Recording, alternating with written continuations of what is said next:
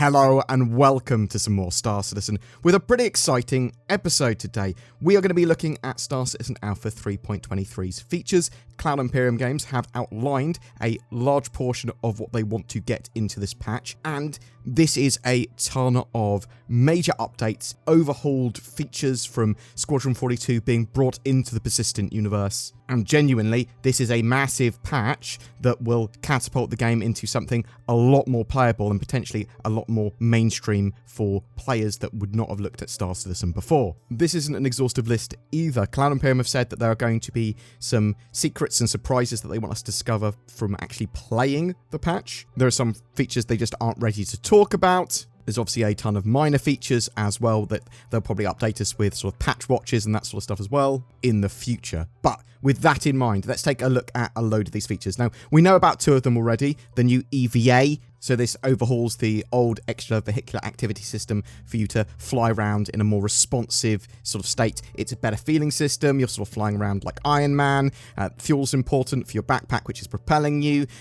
You've got these thrusters. They propel you and you sort of act kind of like a spaceship. In the future, you're going to be able to change your EVA gear, like get better backpacks for boosting and stuff like that. So push and pull is not going to be in this patch. So this will be where you sort of like can attach yourself to the hull and move around, pushing and pulling yourself around in EVA, but that will come later. But your general movement in space and the way that you sort of travel is going to be significantly better. Less jank, less bumping into stuff, more intuitive. The player interaction system. So basically they have a big overhaul with this, so that you are able to pick up stuff and interact with stuff in the world in a much more intuitive, streamlined way. When you're in range of an object that you can interact with and at the right angle, you'll basically get an icon and a verb telling you what to do. So your primary interaction basically is shown here. This can be use, equip, inspect, store, lots of different stuff. And you can customize what your primary and secondary sort of interaction are. So primary is tap,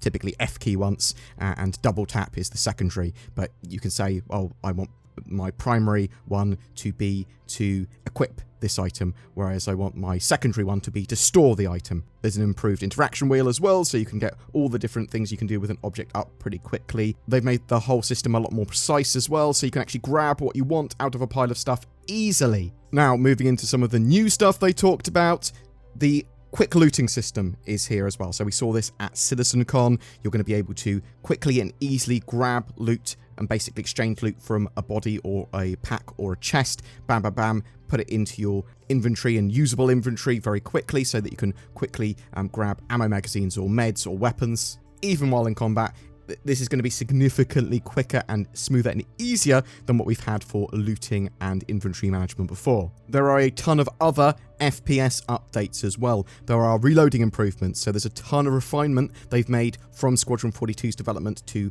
weapon handling, reloading, and that sort of stuff. They don't want you to be stuck with a load of empty mags on your inventory and sort of attached to your character. So there's going to be ammo repooling, which allows you to condense all your mags down, press a hotkey, basically bam, and it will show an animation, and you will basically reload all of your mags or sort of strip them down and put them into a single mag, that sort of stuff. So consolidation of ammo in your inventory, absolutely fantastic. Dynamic crosshair. So you don't always want to aim down sights. Sometimes you want to hip fire. Sometimes you want to run and gun. The dynamic crosshair will show you where your weapon is actually aiming while basically hip firing. There is a weapon spread involved here too, but it should allow you to aim a lot easier and quicker without aiming down sights.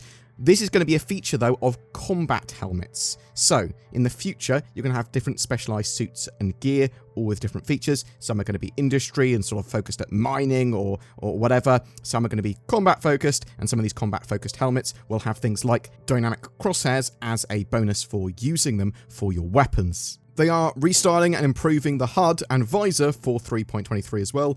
Hints are going to be tied to a notification system, sort of cleaning all of that up and different levels of sort of urgency. At a glance, you'll be able to see your combat stack. It's basically your weapons, ammo, all the important details about your gear and inventory and sort of combat gear at a glance on your HUD. There's also an FPS compass now, And, excitingly for a lot of people, there is a mini-map for some locations and ships. Basically, they're marking up all the ship interiors, they're marking up a load of the landing zones, and you're going to have a lot of these in Alpha 3.23. So on your HUD, you will see a mini-map of the area that you are in some of the areas. It's going to be much easier to traverse the verse, and obviously they're going to add more and more in the next couple of patches after that. Something more exciting to me is that they've got the new star map planned for here as well. So this is a significantly improved star map compared to what we have in game. It works, which is the main feature of it that I like, but it's sort of a lot better looking.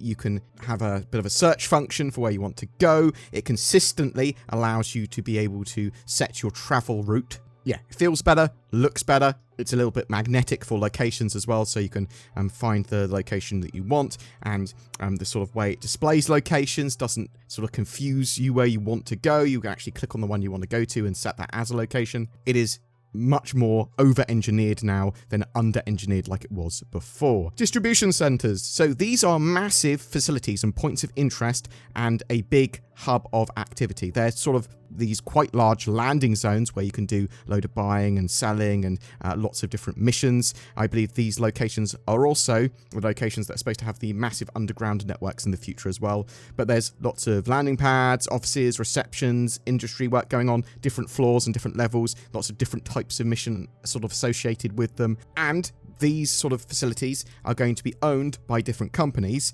and they're going to have different archetypes. So you might get like a Grey Cat mining operation, but you also might get a UEE military outpost. Some of them might have been taken over by a hostile group like Ninetales or something.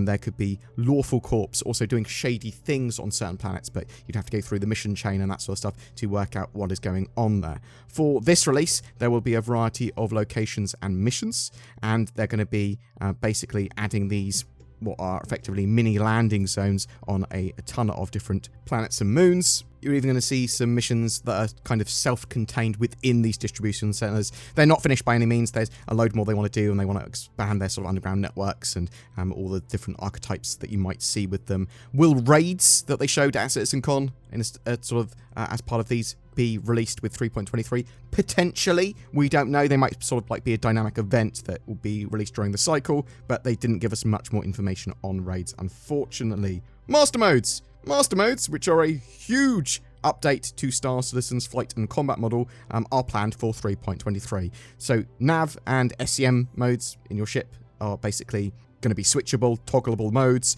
and nav you're going to use for traveling, going fast, quantum traveling, quantum boosting, but you have no shields or weapons powered when you're in that nav mode. So go fast, but no combat really. SCM, you are much slower, basically, and have no quantum travel, but you have shields and weapons. This is your combat and dogfighting mode and your general operations mode.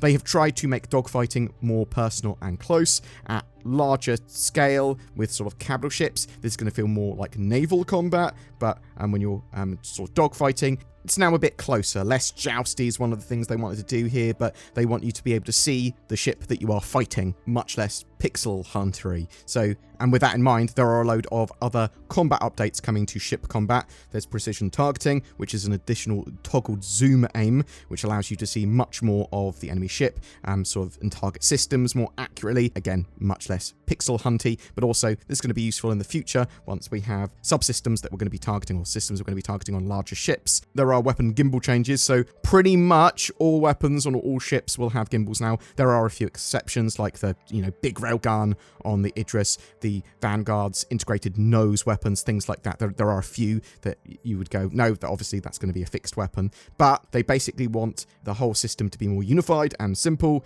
Turrets will also have gimbals, which will make them feel a lot better. They can aim a lot better as well. Size restrictions are going away with gimbals as well, so they're standardizing a lot of this. A lot of ships are going to see them basically have large weapons with gimbals. This should also help improve sort of combat and weapon flow and balance in the future. There's a big overhaul to the character customizer. Basically, the new version of this is coming in. There's new character scans as well, so new heads and sort of features that you can grab from them. There's 2 ways of customizing your character when you make them as well. DNA blend, basically choosing a percentage of another head with the head that you've currently got selected, sort of to blend between.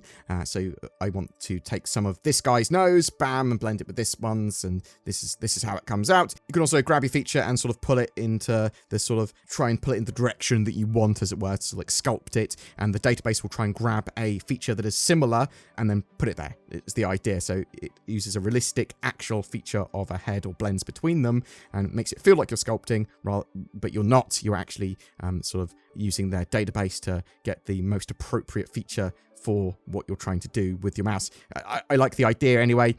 There's new hair. Facial hair is making an appearance. You've got dye, which you can have fades with as well. There's makeup. The UI for the customizer is getting a big overhaul as well. Instant hangers and freight elevators. They're a thing. They're going to be in 3.23. You'll basically go to a kiosk when you're in your hangar, and then you can load up what you want into your freight elevator, your cargo elevator, and then it will bring it out of storage, and then you can basically load that into your ship or load stuff from your ship into the cargo elevator and put it in the storage in the landing zone. There are hover trolleys that are going to be there that you can use. This solves a few issues with things like spawning vehicles and ships, because now you can spawn a vehicle in the cargo elevator and then just literally bring it into your ship. And this now adds times and effectively costs to loading and unloading your ship. There was going to be a big economy update as well. So it sounded like as well when they were talking about this that after Alpha 3.23 they're going straight onto 4.0, which would be Pyro's launch and sort of server meshing, things like that, as the next patch after 3.23, but we'll have to wait and see. But with the economy, they're going to give it a lot more bite with Alpha 3.23. They've got a more sensible pricing scheme, taking a lot of factors into account, from weapons, armor, ships, and vehicles. There are going to be substantial changes with these. They looked at manufacturer, role, rarity, stuff like that to work out a price of individual gear and ships. Now, giving you an example of some of the new ship prices, they gave you some rough prices anyway. The Medical Pisces will be around 500,000 Alpha UEC, the Arrow around 2 million Alpha UEC, the Constellation 10 million, Hammerhead between 45 and 50 million, the luxurious 890 Jump maybe around 70 million. This pricing is a work in progress though, and eventually this will be dynamic and all that sort of jazz in the future, but they're going to continue to make adjustments in the sort of short and medium term so that we have a working economy or something that approximates that. There are more features as well. The Blockade Runner mission, which is effectively the evolved, more modular version of the Ninetales Lockdown, which they sort of depreciated. They plan to have that running throughout 3.23. There's some big Xenothreat updates as well. So there's going to be some pre-Xenothreat missions. They're going to start to roll out potentially before Alpha 3.23 and then into 3.23. There's some Mobiglast updates, a new shopping app, which should improve the shopping experience. I believe they mentioned dynamic scopes and some other FPS updates. There's some other cargo updates. And as I said, there are various other things that they want us to discover in-game, or there are some other features that they haven't told us about yet that we can expect to get with 3.23. As I said, not an exhaustive list. We don't know what ships and vehicles they've got planned for that release either. Also, when is Alpha 3.23 live? We don't know for sure. So this could be basically any time between the end of March to the sort of middle of June. On paper, should be by the end of March, end of Q1, but Cloud Imperium have implied it might be a longer patch cycle for this one, but we don't know for sure. That might be me literally reading into stuff that isn't there. But this is basically opening the floodgates to those more refined, sort of improved Squadron 42 features that they've been working on for many years now, and actually putting them into the persistent universe. And I am incredibly excited for that. We do know that Alpha 3.23 is already in some stage of Evocati testing. I would expect the sort of Wave 1 PTU to be at some point in March now, probably early March. We'll sort of have to wait and see. If they get all of those features in the game in a relatively good state, that is going to catapult Star Citizen into being hugely more playable. Just some of the getting rid of some of that jank, putting in a proper working star map, mini-map, that people being able to navigate the game a lot better, interact with the game a lot better, along with a ton of those other gameplay features that will just make you want to play, new things to do, new missions, that sort of jazz. It just really genuinely excites me. I think it's going to be in a fantastic state. But I'm interested to know what you think. What features are exciting you from that list? What do you hope that will be in Alpha 3.23? What vehicles and ships do you think we're going to see? Is there anything that you are hoping to see in that patch which they haven't mentioned yet? Whatever your thoughts or questions, I would love to hear from you in the comments below. People always ask me, what's your favourite ship? And I always answer, it's NordVPN with its powerful loadout. It wrecks pros and noobs alike. I can cruise around the verse with the added security that online threats aren't as much of a big deal. It also deals with intrusive ads like this one and gives you a greater accessibility to content you may want to watch on other platforms. I can watch Japanese Netflix. Is that even a thing? Maybe. You can find out with NordVPN. It is worth mentioning that CIG and Star Citizen don't actually produce a NordVPN ship yet, but NordVPN is available separately from the links below, and clicking those does help me buy spaceships, so it's basically the same thing, right? Go to nordvpn.com/boardgamer. Get Nord, give ships. I don't know. That's an amazing promo. Every month, we give away a ship for Star Citizen. For February 2024, we're giving away a Drake Corsair Explorer with lifetime insurance and a game package. Everything you need to play and explore Star Citizen in style. All you need to do to be in for a chance of winning that is comment on any of my videos made during this month. It is as easy as that. More details in the comments below. A massive thank you to everyone that goes the extra mile in supporting the channel. It is with your support we are able to make daily Star Citizen videos. If you want to be one of those lovely people, then please check out the join button under my videos. That will help you become a channel member. There's Patreon, there's direct donations. All the links for all of that are down below. But there are loads of non-monetary ways you can help support us. Commenting, sharing, liking, all of that sort of stuff goes a huge way in helping the channel grow. Thank you so much for watching to the end, and you have a great day.